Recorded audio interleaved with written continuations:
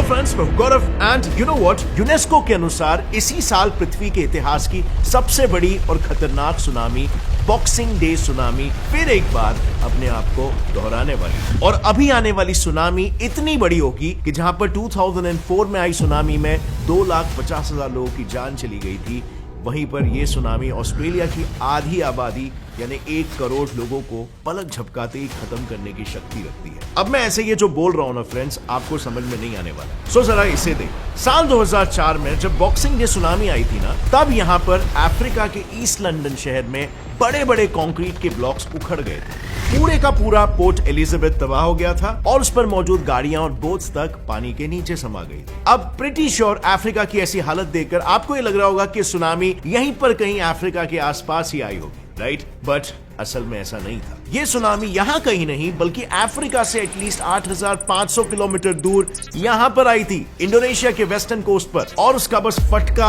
Africa पर पड़ा। Plus Africa में तो फिर भी सिर्फ 1.5 से 2 मीटर की ही सुनामी आई थी और सिर्फ उसमें ही इतना नुकसान हो गया। हालांकि इंडोनेशिया में इस सुनामी वेव की ऊंचाई 5 गुना ज्यादा अराउंड 10 मीटर्स थी, जो कि एक 3 मंजिले बिल्डिंग जितनी ऊंची होती है। यानी कि आप यहां पर खुद ही सोच सकते हो कि वहां पर किस हद तक चीजें तहस महस हुई हो। उस सुनामी में जिंदा बचे एक 17 साल के बच्चे का तो ये कहना है कि उस बहाव की मार ही इतनी खतरनाक थी कि उसी से वो बेहोश हो गया, और जब उसे होश आया तो उसके चारों ओर बस पानी ही पानी था और हर जगह पर लाशों का ढेर खड़ा था। दरअसल हुआ यह था कि जब मार्थोनीस अपने दोस्तों के साथ बीच पर सॉकर खेल रहा था, तब अचानक से एक बड़ा सा भूकंप आया, जिसकी आवाज किसी एरोप्लेन के ब्लास्ट जितनी जोरदार थी। यह आवाज सुनकर अपनी जान बचाने के लिए मार्थोनीस अपनी गाड़ी लेकर भागने तो लगा, लेकिन इससे पहले कि वो दूर निकल पाता, एक बड़ी काली लहर तेजी से उसके पास आई और उसकी गाड़ी के साथ टकरा गई। अब मार्थोनीस के अनुसार इस टक्कर का झटका इतना जोरदार था कि तुरंत ही वो बेहोश हो गया, और जब उसे होश आया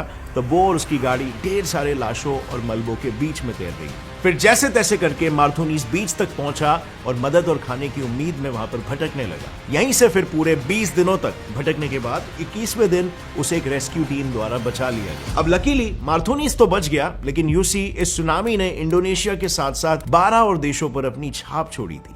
लेकिन इतने बड़े हादसे के पीछे कारण आखिर क्या था? एक रिपोर्ट के अनुसार पूरा इंडो पैसिफिक रीजन असल में वो रीजन है जहां पर समुद्र के नीचे the ring of fire subduction zone पड़ता है। ये एक ऐसा रीजन है जहां पर कई सारे टेक्टोनिक प्लेट्स आपस में टकराते रहते हैं, और उससे होता यह है कि वहां पर कई सारी वोल्केनिक उथल पुथल मची रहती है। और you know friends, what is the worst part? ऐसा ही एक अनस्टेबल सबडक्शन जोन अभी रिसेंटली मेडिटेरेनियन सी में फिर से एक्टिवेट हुआ है, जो यूनेस्को के अनुसार 3 कॉन्टिनेंट्स, 21 कंट्रीज और उनके 40 से भी ज्यादा सिटीज को समुद्र में डुबाने वाला है। एक्चुअली ना फ्रेंड्स, यूनेस्को को इस बात का डर है कि ये सबडक्शन जोन एक ऐसी जगह है जहां पर पिछले सेंचुरी से लेकर अब तक ऑलरेडी 4 बार सुनामीज आ चुके हैं, और जिसका रिकॉर्ड है कि वहां पर हर 100 सालों में एटलीस्ट एक सुनामी तो आता है। इसका मतलब समझ लो, यहाँ पर रहने वाले लोगों को एडवांस्ड वार्निंग मिला है, और उस हिसाब से वो कुछ रिस्पॉन्ड करे इसका कोई चांस ही नहीं। इस रीजन के लैंडलॉक्ड होने की वजह से सुनामी की लहरों को किनारे तक पहुंचने में ज्यादा सिर्फ कुछ मिनट्स लगेंगे। इनफैक्ट 1902 में जब इस रीजन में लास्ट बड़ी सुनामी आई थी, तब एक तरफ रेडियो पर उस सुनामी के आने की चेतावनी जारी थी, और दूसरी तरफ सभी के रेडियो रिसीवर्स ऑलरेडी तूफानी लहरों में तैरते हुए नजर आ रहे थे। और दुर्भाग्यवश यही सब फिर से एक बार होने वाला है, लेकिन इस बार रेडियो के जगह पर सबके टीवीज और हजारों लाशें होंगी। आपने रिसेंटली देखा ही होगा, टर्की में 2 बड़े अर्थक्वेक्स आए थे, जो पिछले कुछ दशकों में हुए सभी अर्थक्वेक से ज्यादा खतरनाक थे। पर क्या आपको पता है, यूनेस्को की उन रिसेंटली पब्लिश्ड 40+ एंडेंजर्ड सिटीज की लिस्ट में एक नाम टर्की के सबसे बड़े शहर इस्तांबुल का भी है। जी हाँ, आप सही समझे, टर्की में आए 2 बड़े भूकंप असल में मेडिटेरेनियन सी में आने वाले अब तक के सबसे बड़े सुनामी का संकेत है। मतलब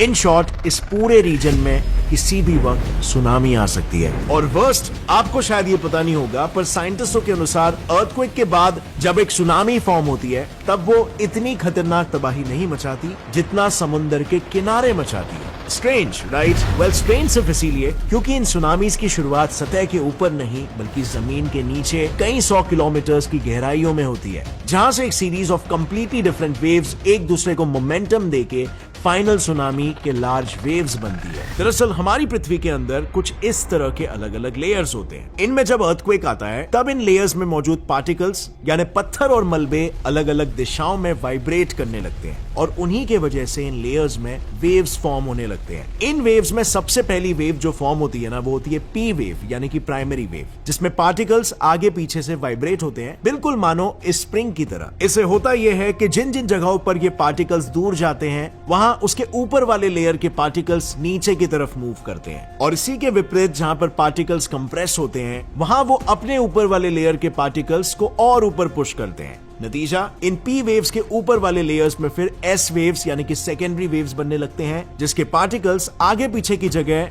यूं ऊपर नीचे मूव करने लगते हैं। यानी to sum it all up, अगर इन दोनों लेयर्स को देखें तो एक लेयर में पार्टिकल्स आगे पीछे होते हैं, जिसकी वजह से फिर दूसरे लेयर में पार्टिकल्स ऊपर नीचे होते हैं, जिससे फिर आती है तीसरी वेव। दरअसल इन दोनों लेयर्स के पार्टिकल मोशन का कंबाइंड इफेक्ट सबसे टॉप मोस्ट लेयर यानी कि समुद्र के तल पर दिखता है, जो आगे जाकर सुनामी कॉज करता है। कैसे? वेल, पी और एस वेव्स के इफेक्ट्स जब समुद्र के तल तक पहुंचते हैं तब वहां मौजूद तल के पार्टिकल्स पानी को ऊपर तो पुश करते हैं, जिससे पानी भी ऊपर उठता है, पर इसके बाद तल के पार्टिकल्स फिर अपने पूरे वजन के साथ पीछे की तरफ गिरते हैं और उनके ऊपर मौजूद पानी उसके ऑपोजिट डायरेक्शन में आगे की तरफ ढकेला जाता है। यानी अगेन, अगर हम इसे समराइज करें तो जमीन के नीचे पी वेव से एस वेव बनती है और फिर एस वेव ऊपर जमीन की सतह पर एंटी क्लॉकवाइज मोशन पैदा करके रेली वेव्स बनाती है और लास्टली इन रेली वेव से पानी के पार्टिकल्स क्लॉकवाइज मोशन में घुमाकर एक सुनामी बनाते हैं। प्लस इन लहरों की जो सबसे खास बात होती है वो ये कि इनके बनते वक्त ये बिल्कुल नॉर्मल लहरों के जैसे ही दिखती है, पर किनारों तक आते आते उनके साथ कुछ ऐसा होता है जिसकी वजह से वो एक सुनामी का रूप ले लेती है। अब इसे आप इस इमेज की मदद से समझ सकते हो। यहाँ पर आप देख सकते हो कि जब वेव्स फॉर्म होती है पहले उनकी स्पीड और वेवलेंथ ज्यादा होती है और हाइट कम, लेकिन जैसे ही वो किनारे की ओर बढ़ती है वो नीचे जमीन से टकराती है और उनकी स्पीड अचानक से कम होने की वजह से वो स्क्वीज होकर हाइट गेन करती है। बिल्कुल किसी अचानक से स्क्वीज किए टूथपेस्ट की तरह। अब इसका मतलब क्या होता है समझ रहे हो? साइंटिफिकली वेव शोलिंग कहे जाने वाले इस पूरे प्रोसेस में बहुत ही कम स्पेस में बहुत ज्यादा पानी इकट्ठा हो जाता है और इतना वॉल्यूम ऑफ पानी एक साथ गिरने से एक सुनामी कई घरों को बहा ले जाए इतनी ताकतवर हो जाती है। पर यू नो व्हाट, आज हम सुनामी का अंदाजा पहले से ही लगा सकते हैं, वो भी बिना किसी इंस्ट्रूमेंट को यूज किए। इनफैक्ट आप मानोगे नहीं, पर टिली स्मिथ नाम की एक टीनेज लड़की ने बिना किसी इंस्ट्रूमेंट के थाईलैंड के माई खाओ बीच पर करीब 100 लोगों को सुनामी से बचाया था। अब ये बहुत ही इंटरेस्टिंग घटना है और उस वक्त एक्चुअली में हुआ कुछ ये था कि टिली स्मिथ अपने फैमिली के साथ उस बीच पर वेकेशन के लिए आई थी। तब उसने देखा कि शोरलाइन एकाएक पीछे सरक रहा है और समुंदर कुछ अजीब सा बर्ताव कर रहा है और बस फिर इसी के साथ उसके दिमाग में एक अलार्म बजा, क्योंकि महज 2 हफ्ते पहले उसके ज्योग्राफी क्लास में उन्हें 1946 के हवाई आइलैंड की सुनामी का एक वीडियो दिखाया गया था, जिसमें यह बताया गया था कि छोटे छोटे वेव्स में जब पार्टिकल्स क्लॉकवाइज मोशन में घूमने लगते हैं तब उससे किनारे की शोर लाइन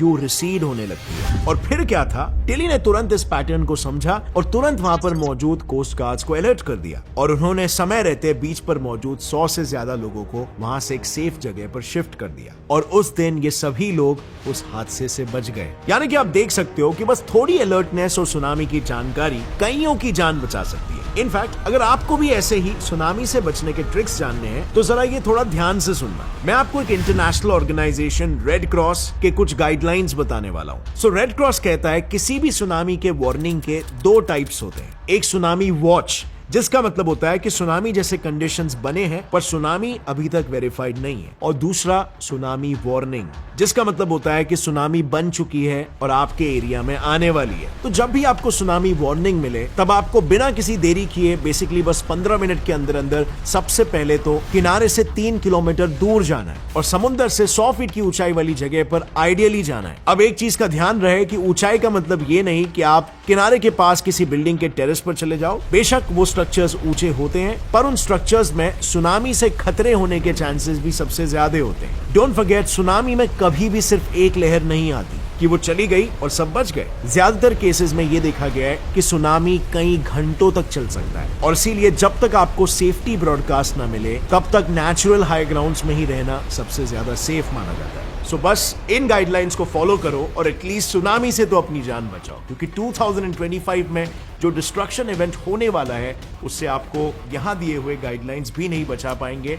और ऐसा क्यों? वेल, उससे साइंटिस्ट खुद भी डरे हुए हैं, क्योंकि उनका कहना है 2025 में सूरज को लेकर भी एक बहुत ही डिस्ट्रक्टिव इवेंट हो सकता है। इस पर हमने ऑलरेडी एक वीडियो बनाया है जिसे आप यहां पर क्लिक करके देख सकते हैं। और अगर ये वीडियो आपको पसंद आया फ्रेंड्स, इसे कुछ भी नया सीखने मिला, एक लाइक जरूर ठोकना। Get Set Fly Science channel को अभी सब्सक्राइब कर लो और बेल नोटिफिकेशन दबाओ ताकि आगे आने वाली हमारी कोई भी वीडियो की अपडेट आप मिस ना कर सको। See you next time. Till then as always stay curious, keep learning and keep growing. जय हिंद।